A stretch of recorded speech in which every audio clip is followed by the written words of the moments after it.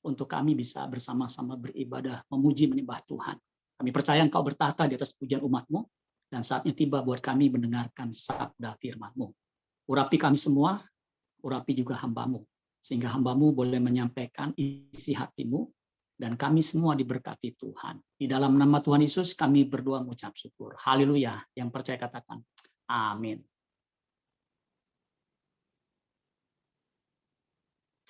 Haleluya. Shalom, saudara. Ya. Saya berharap kita semua sehat. Ngomong-ngomong, saudara, apakah suara saya bisa didengar semua? Bisa angkat tangan? Saya mau memastikan. Ya. Baik, saudara. Hari ini tanggal 13 Mei 2021. Kira-kira ada apa tanggal 13 Mei? Ya. Bagi saudara sepupu kita, 13 Mei ini adalah hari kemenangan. Ya, setelah puasa 30 hari, ya, hari ini mereka merayakan perayaan Idul Fitri. Tetapi bagi kita, saudara, hari ini hari yang khusus, ya, di mana kita memperingati kenaikan Tuhan Yesus ke surga. Nah, pada kesempatan ini kita akan belajar firman Tuhan dalam ibadah kenaikan Tuhan Yesus ke surga dengan tema pesan penting di balik kenaikan Kristus. Itu temanya. Tetapi subtemanya sesuai dengan retreat GBI Maria Bethany. Subtemanya adalah manusia Allah yang berorientasi kepada kekekalan. Karena tema retreat GBI Maria Bethania yang akan dimulai saat ini dan seterusnya, itu hidup yang berorientasi kepada kekekalan. Nah, saya beri judul Man of God yang berorientasi kepada kekekalan. Manusia Allah atau kita umat Allah, anak Allah, itu berorientasi kepada kekekalan. Kisah Para Rasul pasal 1 ayat 6 sampai ke 11.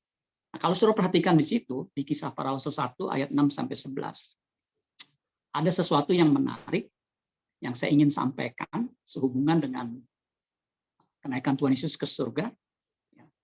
Nah, di situ saudara ada yang menarik adalah pesan penting ketika Yesus naik ke surga.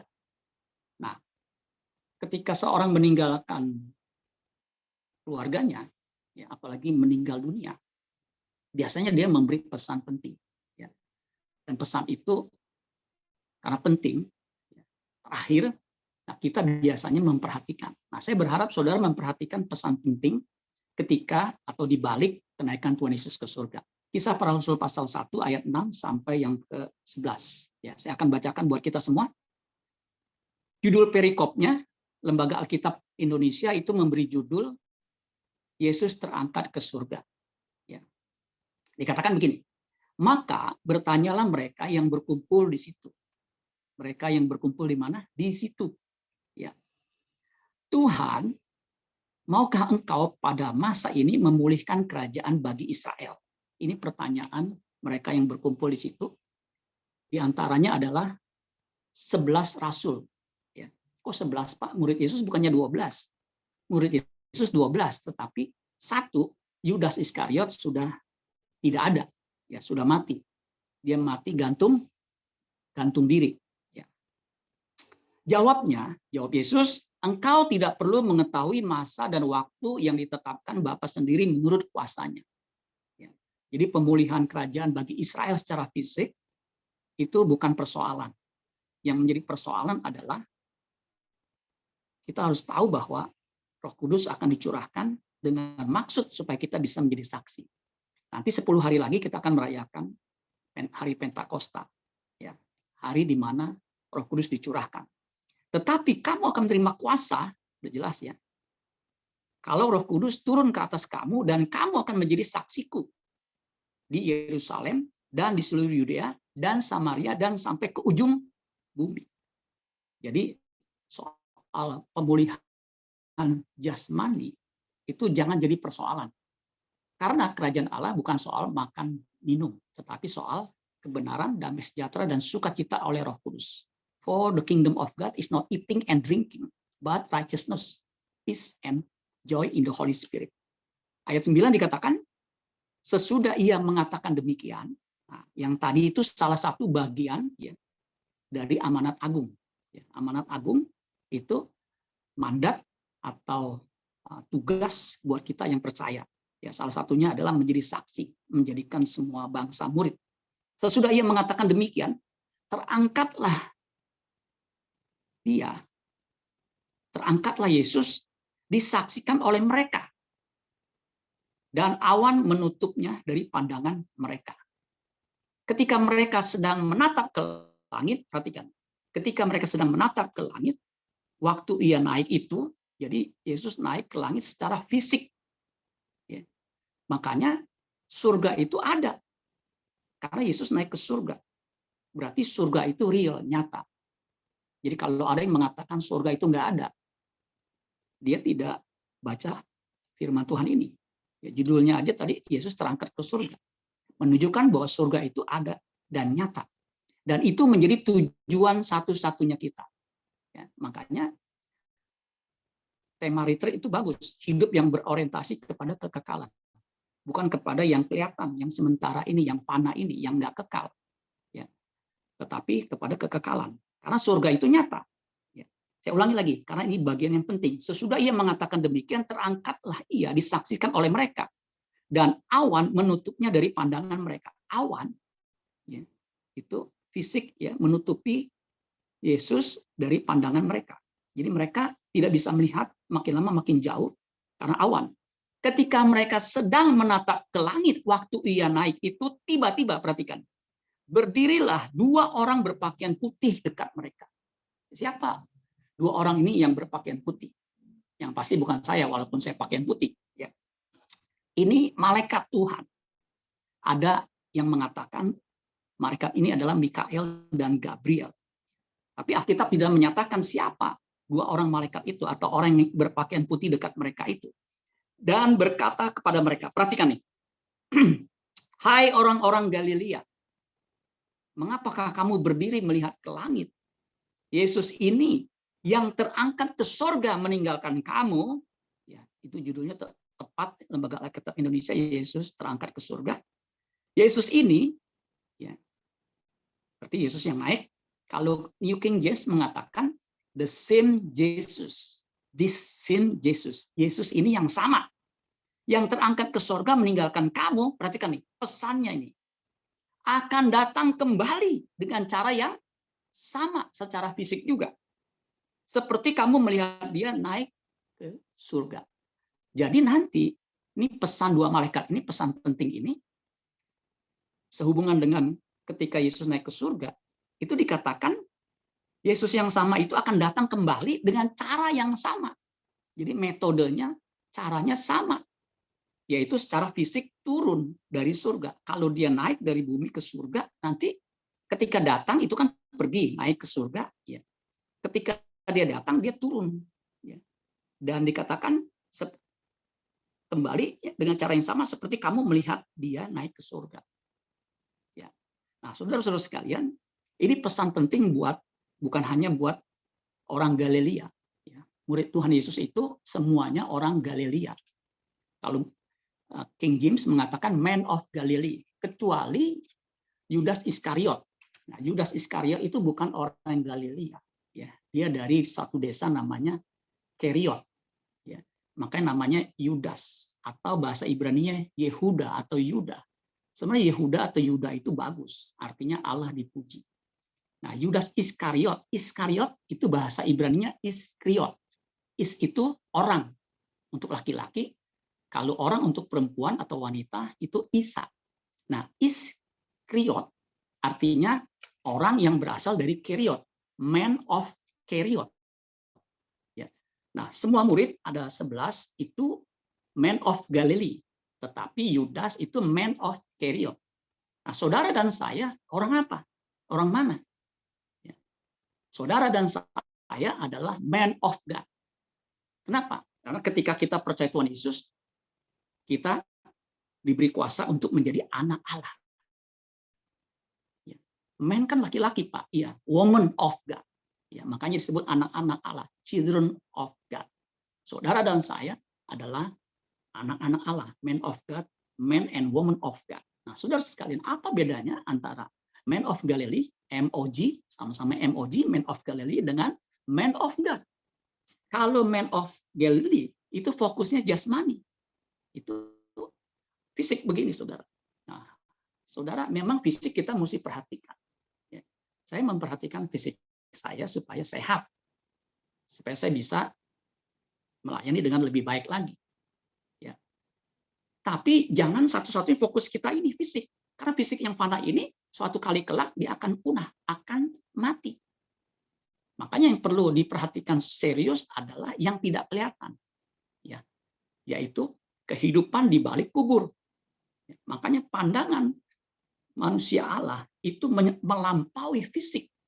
Ya, jauh, bukan yang di bumi ini yang kelihatan. Karena yang kelihatan ini lenyap, langit dan bumi yang kita tinggal ini akan lenyap. Kita akan hidup di langit dan bumi yang baru, LB3. Nah, Man of God itu pandangannya melampaui jauh ke depan, ya, yaitu kehidupan di balik kubur, kehidupan langit dan bumi. Ya. Kalau Man of Galilee itu melihat Yesus sedang naik ke surga. Ya, kita Man of God saat ini, saudara dan saya yang beribadah di gereja GBI Maria Betania, itu ya, melihatnya tidak melihat Yesus naik ke surga, tetapi melihatnya, mengharapkannya Yesus akan datang kembali. Ya, karena kita hidup di akhir zaman. Ya. Nah, saudara-saudara sekalian, kalau saya boleh simpulkan, manusia Allah harusnya Man of God, bukan Man of Galilee, apalagi Man of Keriot. Ya. Man of Keriot, Yudas, si pengkhianat. Itu tidak hidupnya secara jasmani. Yudas itu materialisme. Yang dipikirkan otaknya itu hanya soal materi. Makanya ketika ada orang yang memecahkan buli-buli berisi minyak narwastu yang mahal, dia langsung connect otaknya. Kenapa nggak dijual, diberikan kepada orang miskin? Padahal ya, dia sendiri pencuri. Jadi munafik, ya, muka nabi, pikiran kotor, pikirannya jahat. Ya. Nah, kita ini Man of God. Man of God harusnya hidupnya berorientasi kepada kekekalan. Ya. Berorientasi kepada hal-hal yang akan datang. Nah, saudara dan saya itu adalah makhluk kekal. Jadi ketika kita diciptakan, Tuhan memberikan kekekalan dalam diri kita. Memang kita hidup di dalam tubuh yang fisik begini, yang fana ini. Tetapi di dalam diri kita ada kekekalan, ada roh yang kekal. Pengkhotbah 3 ayat 11, Tuhan memberikan roh yang kekal. Makanya ketika kita hidup di bumi ini sebagai Man of God, kita sebenarnya mempersiapkan hidup yang akan datang, yaitu siap bertemu dengan Tuhan.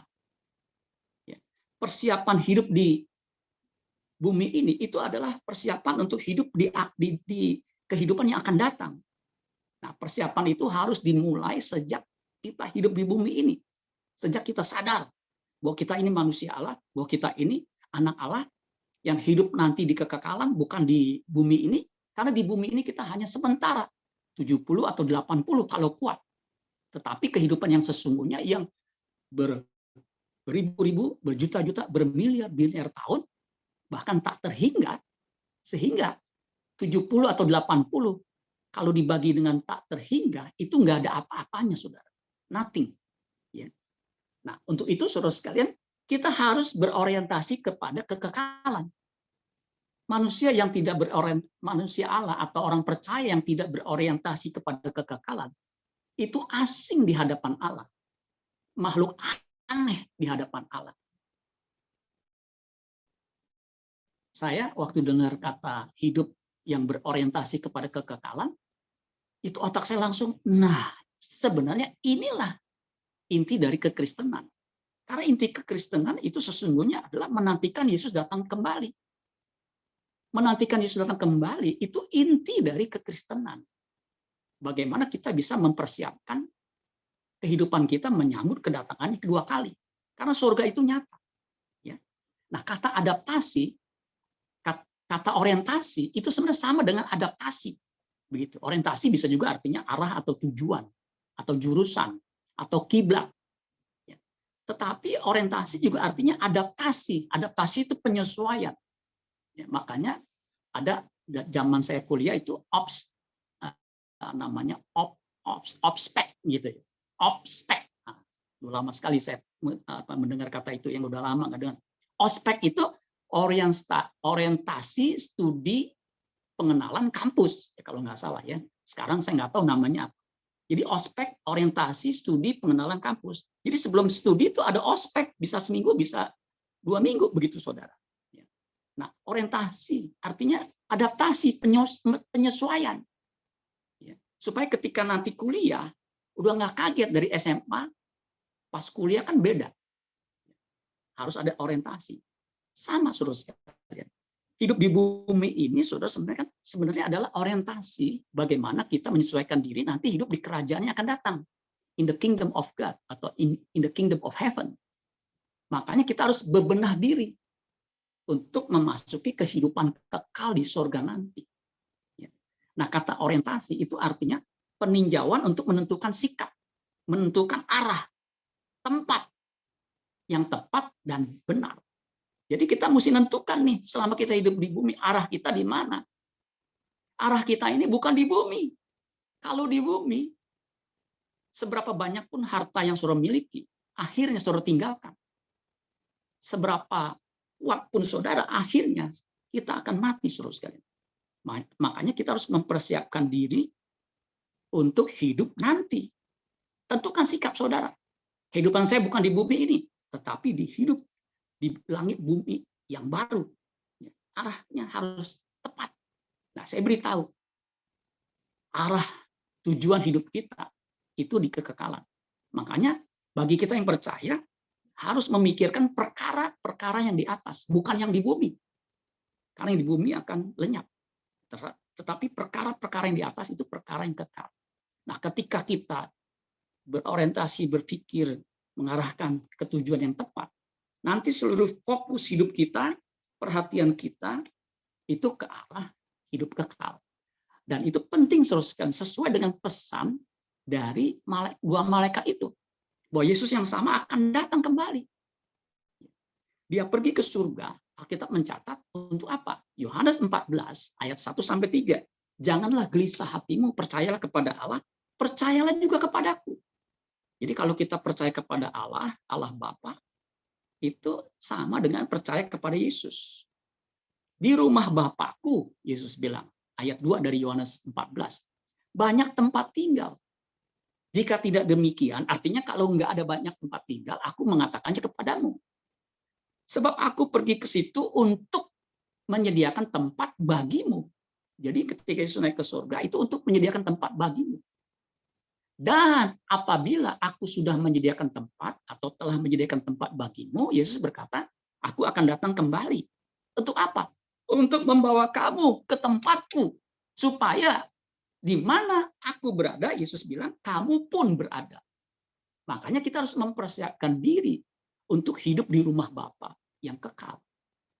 Jangan sampai kita hidup di bumi ini, karakter kita buruk, karakter kita jahat, tidak berubah.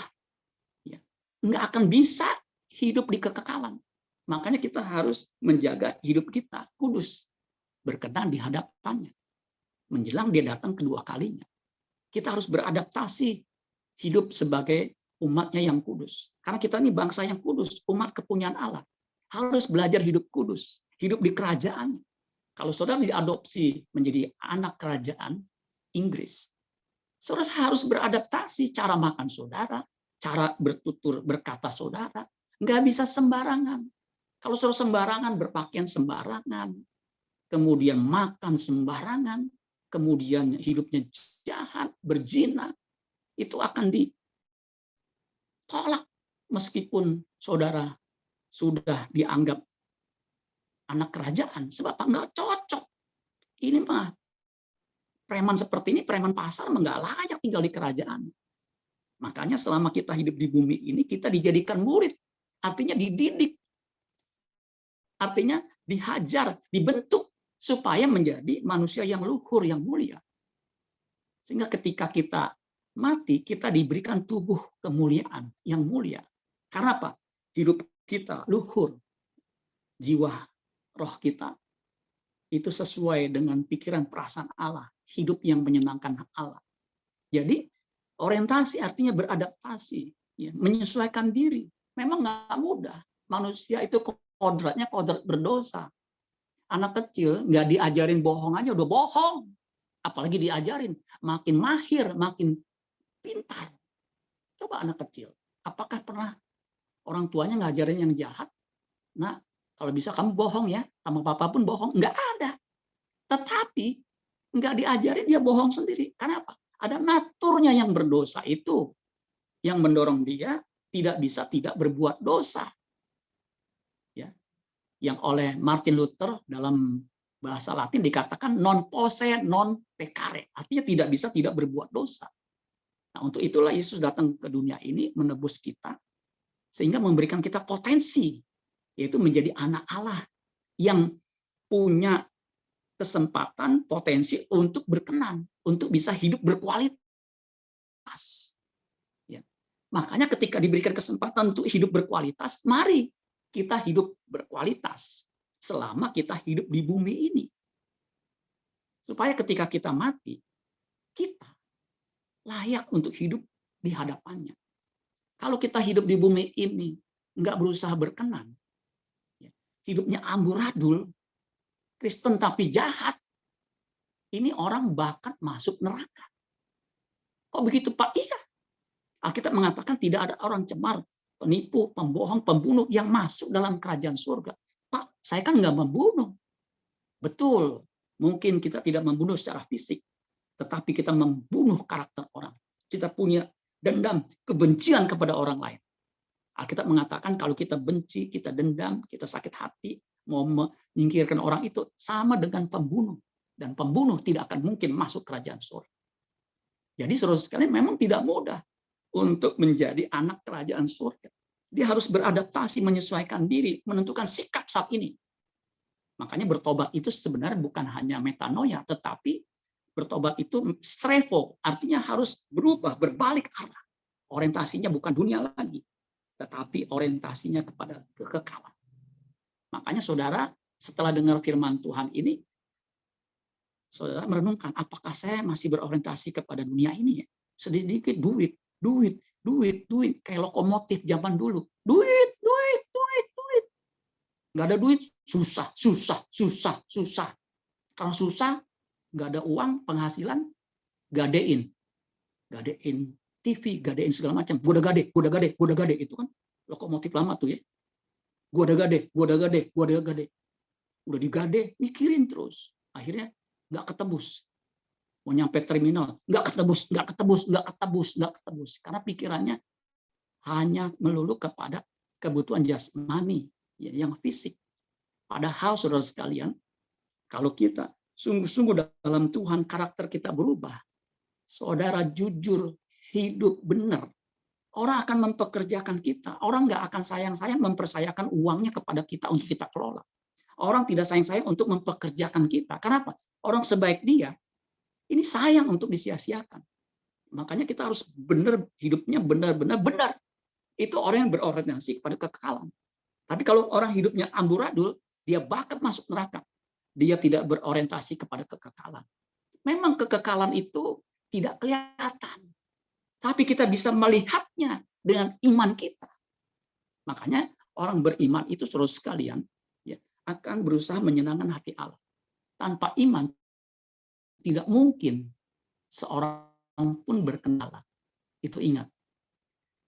Tanpa iman, tidak mungkin seorang pun berkenan kepada Allah. Ayatnya di mana, Pak? Ya, saya kasih tahu, ayatnya di Alkitab. Ibrani pasal yang ke-11 dikatakan begini. Ibrani 11 ayat yang ke-6.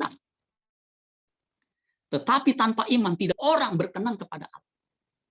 Sebab barang siapa berpaling kepada Allah, ia harus percaya bahwa Allah ada. Allah memang nggak kelihatan, dia roh. Ya. Natur manusia nggak bisa melihatnya. Dia roh. Yohanes 4:24. Allah itu roh. Ya, tidak ada seorang pun pernah melihat Allah. Yohanes 1 ayat 18. Tidak ada orang yang bisa melihat Allah. 1 Timotius 6 ayat 16. Tetapi dia ada. Ya. Dia ada. Makanya saudara, kita harus punya iman dan percaya bahwa dia ada. Yesus naik ke surga, itu menyediakan tempat buat kita di rumah Bapa. Di rumah Bapa itu jelas menunjukkan sesuatu yang fisik untuk kita tinggalin. Ya. Nah, jadi saudara sekalian, berpaling kepada Allah, kita harus percaya bahwa Allah itu ada, dan bahwa Allah memberi upah kepada orang yang sungguh-sungguh mencari dia. Upahnya apa? Menemukan dia. Menemukan dia bukan hanya di bumi ini saja, tetapi juga menemukan dia di kekekalan. Makanya saudara sekalian, penting buat kita semua untuk apa? Berusaha hidup berkenan kepada Allah. Supaya apa? Ketika kita diangkat pun, kita siap bertemu dengan Tuhan. Karena kita sudah hidup berorientasi kepada kekekalan. Makanya orang yang berorientasi kepada kekekalan, pandangannya itu didasari dengan hal-hal yang tidak datang. Perhatiannya kepada hal-hal yang kekal. Kiblatnya kepada yang akan datang. Bukan berarti kita tidak memikirkan yang sekarang ini, tetap kita harus memikirkannya. Tetapi jangan sampai melupakan kekekalan. Masalah hidup kita adalah hidup untuk di masa yang akan datang. Nah, sebelum ayat 6 ini saudara sekalian, itu Ibrani 11 ayat 5 mengatakan begini. Karena iman Henok terangkat supaya ia tidak mengalami kematian. Dan ia tidak ditemukan karena Allah telah mengangkatnya. Nah, jelas ya. Jadi kalau saudara perhatikan, selain Yesus naik ke surga secara fisik, kemudian ada Elia. Kalau saudara baca di kitab 1 Raja-Raja berapa begitu, Elia itu naik ke surga, dijemput dengan kereta berapi, bukan kereta api. Kalau ke surga bisa naik kereta api penuh, stasiun kereta api penuh. Tetapi kereta berapi dan kuda berapi. Elia naik ke surga. Nah, Henok itu Alkitab mengatakan tadi ayat 5 Ibrani 11 karena iman itu. Henok terangkat supaya ia tidak mengalami kematian. Jadi Henok tidak mengalami kematian. Mati itu terpisah roh dari tubuhnya. Tubuhnya terpisah dari roh, itu mati. Nah, Henok enggak. Tubuhnya terangkat supaya ia tidak mengalami kematian. Kematian di sini bukan hanya kematian jasmani, tetapi kematian kekal. Makanya kematian kekal itu kita harus waspadai. Artinya begini, saudara. Nanti kematian kekal itu maksudnya di neraka itu abadi. Ya.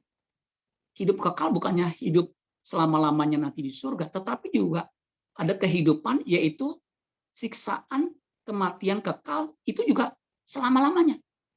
Bukan sehari 2 hari. Kalau kita kesulitan siksaan sehari 2 hari kemudian bebas, itu enggak masalah. Tetapi kematian kekal itu selama-lamanya. Bukan setahun, 2 tahun, 5 tahun, 10 tahun, tetapi selama-lamanya. Makanya kita harus memperhatikan kehidupan kita yang sekarang ini. Seperti Henok tidak mengalami kematian. Dan ia tidak ditemukan secara fisik di bumi ini, enggak ditemukan. Karena Allah telah mengangkatnya. Sebab sebelum ia terangkat, ia memperoleh kesaksian bahwa ia berkenan kepada Allah. Jadi saudara sekalian, manusia Allah, umat Allah, anak Allah, umat yang percaya kepada Allah, orang percaya, itu harus berusaha berkenan kepada Allah.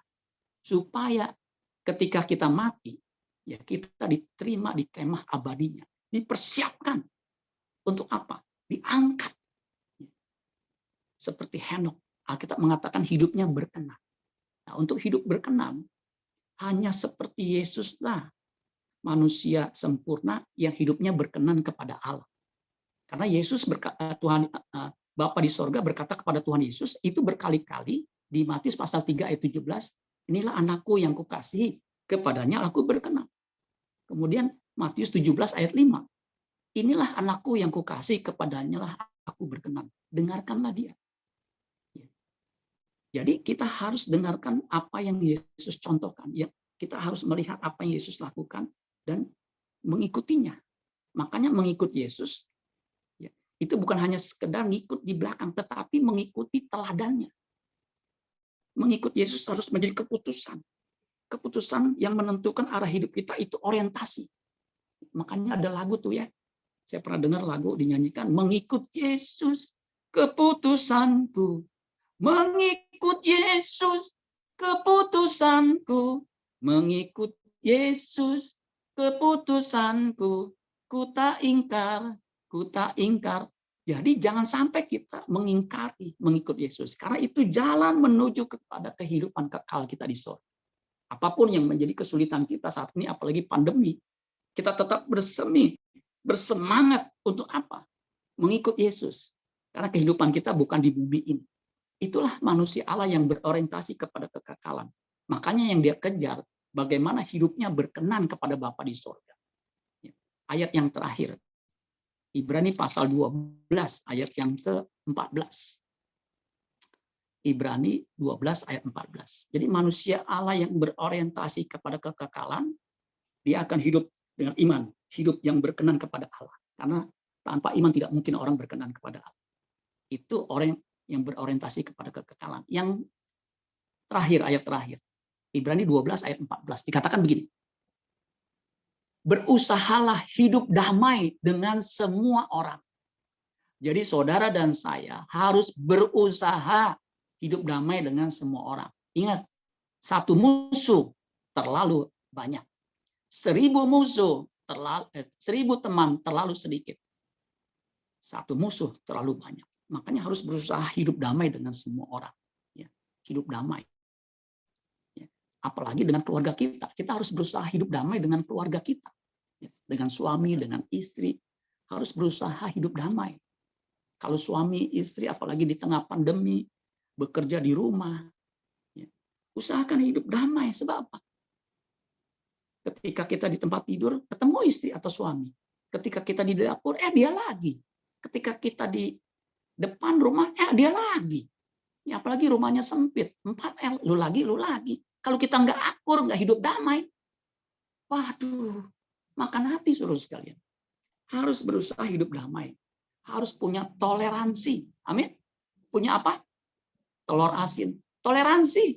Ya. Kalau punya telur asin bolehlah ya. Makan nggak ada lauk, nasi pakai telur asin udah enak.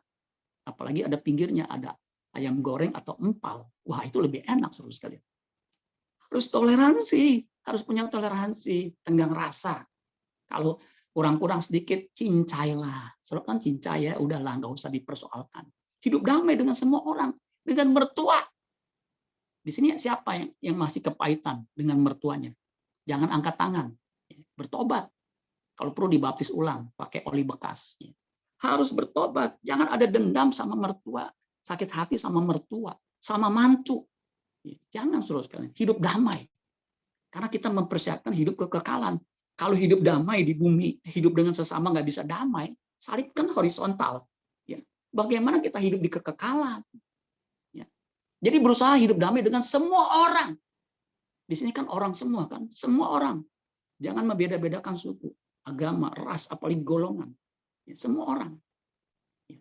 Apalagi dengan keluarga, dengan sesama seiman. Ya. Jangan sampai suruh kepahitan, apalagi sama pendeta, saudara. Jangan. Dia yang memberi makan kita. Dia yang mengusahakan kita cukup makanan rohani. Saudara, jangan benci apalagi kepahitan. Ya. Memang tidak ada pendeta yang sempurna. Pendeta juga manusia, punya perasaan dan punya hati. Jangan disamakan dengan pisau belati. Dia punya kelemahan. Ya, sebagaimana saudara punya kelemahan, pendeta juga punya kelemahan. Makanya harus toleransi, jangan telur asin. Nah, saudara-saudara sekalian, berusaha hidup damai dengan semua orang dan perhatikan manusia yang berorientasi atau hidup berorientasi kepada kekekalan, kejarlah kekudusan. Kenapa harus mengejar kekudusan? Sebab tanpa kekudusan tidak seorang pun akan melihat Tuhan. Jadi tanpa kekudusan Alkitab mengatakan tidak seorang pun, saudara dan saya ini kan orang, termasuk saya pendeta, tidak akan melihat Tuhan, tidak akan melihat Tuhan, nggak mungkin. Yang bahasa Indianya nehi simelekete tumber jahe. Kalau bahasa India tuh ada hehehe-nya. Kalau capek pegel, pundak pegel he. Kalau minuman hangat, wedang jahe. Jadi nggak mungkin bisa melihat Tuhan. Makanya kita harus mengejar kekudusan. Artinya berusaha hidup kudus. Memang berusaha hidup kudus itu nggak mudah. Tapi ingat, ketika kita percaya Yesus, Efesus 1 ayat 13, Roh Kudus dimeteraikan dalam diri kita. Namanya Roh Kudus yang memimpin kita kepada kekudusan, yang memimpin kita kepada kebenaran. Kuduskanlah mereka dalam kebenaran. Firman-Mu adalah kebenaran. Jadi pengudusan itu bukan hanya Tuhan yang melakukan dengan darahnya ketika dia mati di surga, mati di kayu salib. Itu kan menguduskan. Artinya dosa kita masa lalu, masa sekarang maupun yang akan datang, itu dia sudah ampuni. Tetapi ingat, kodrat dosa dalam diri kita, itu tugas kita. Menguduskannya, menyucikannya. Dengan apa? Firman. Makanya kita mesti dengar firman. Baca Alkitab setiap hari. Karena firman Tuhan itu akan menguduskan. Roh Kudus akan memberikan kita kekuatan, hikmat, akal budi untuk mengerti dan melakukannya. Karena hanya firman yang menguduskan kita. Sehingga kita bisa sempurna seperti Bapa di sorga. Atau yang sama dengan hidup seperti Kristus. Yang tadi saya katakan, hanya orang yang hidupnya seperti Kristus, yang hidupnya berkenan kepada Bapa di sorga, yang akan diangkat, yang bisa hidup kekal di sorga atau di kerajaan kekal Allah. Makanya saudara sekalian kita harus kejar kekudusan. Memang kekudusan sulit untuk dicapai, apalagi di zaman Zoomer, di zaman milenial. Kalau di zaman kita, zaman kolonial, mungkin tidak sedahsyat gini godaannya. Tetapi bukan berarti tidak bisa. Sukar bukan berarti tidak bisa. Makanya kita harus berjuang, harus berusaha, harus mengejarnya sedemikian rupa. Mengejar itu artinya bukan hanya jalan, tetapi lari. Punya tujuan, punya fokus. Nah, karena kita punya fokus kekekalan, kita harus kejar kekudusan. Sebab apa? Tanpa kekudusan kita tidak akan melihat Tuhan. Tidak akan bisa melihat Tuhan. Melihat di sini bukan kasat mata.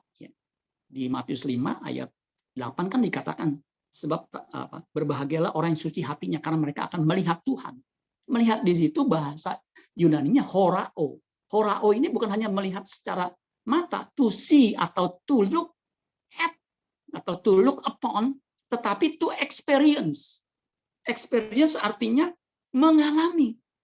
Jadi kalau kita hidup dalam kekudusan, kita akan mengalami. Kata horao itu juga artinya to perceive. To perceive itu merasa, ya, merasakan.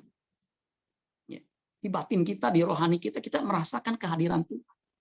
Ya, horao itu juga artinya to discern. To discern itu artinya memahami. Ya. Jadi saudara sekalian, kalau kita hidup kudus, kita bukan hanya menikmati kehidupan kita yang jauh lebih baik, tetapi kita bisa dinikmati Tuhan. Kita bisa mengalami Tuhan dalam hidup kita.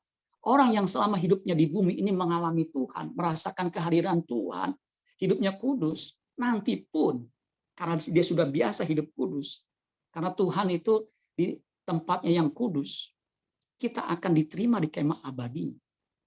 Jadi saudara sekalian, hidup kudus itu bukan pilihan, tetapi kebutuhan hidup kita. Kuduslah kamu sebab aku ini kudus. Karena kita tahu bahwa hal itu kudus, kita harus berjuang dengan sungguh-sungguh hidup kudus. Karena dengan hidup kudus, kita akan mengalami Tuhan, melihat Tuhan, dan menikmati kehidupan kekal bersama dengan Tuhan. Makanya manusia Allah, umatnya yang percaya, yang berorientasi kepada kekekalan, dia akan hidup berkenan kepada Allah dan berusaha mengejar kekudusan. Amin buat firman Tuhan. Tuhan Yesus memberkati. Mari kita satu dalam doa. Kita berdoa. Bapa kami dalam surga, kami bersyukur Tuhan kalau pada pagi menjelang siang ini kami merayakan ibadah kenaikan Tuhan Yesus dan kami diingatkan bahwa kami adalah anak Allah yang harus punya orientasi hidup di kekekalan. Makanya selama kami hidup di bumi ini, kami mau menyesuaikan diri kami. Bukan Tuhan yang menyesuaikan kepada kami, tetapi kami sebagai umat-Mu yang menyesuaikan diri bagaimana hidup seperti Kristus, yaitu hidup yang berkenan kepada Allah, yang mengejar kekudusan. Karena kami percaya Tuhan, dengan kekudusan ini kami bisa dinikmati Tuhan.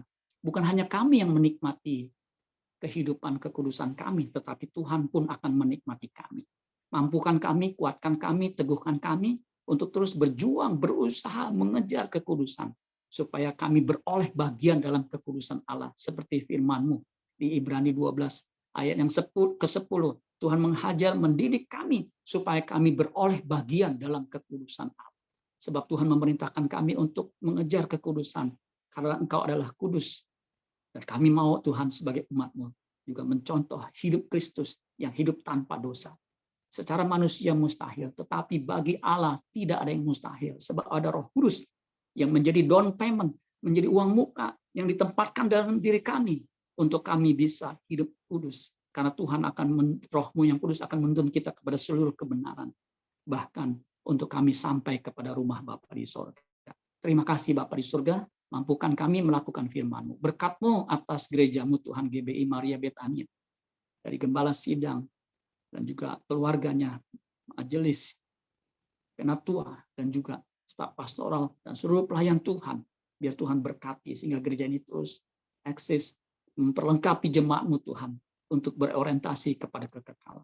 Di dalam nama Tuhan Yesus, kami berdoa mengucap syukur. Haleluya. Yang percaya katakan, amin. Tuhan Yesus memberkati.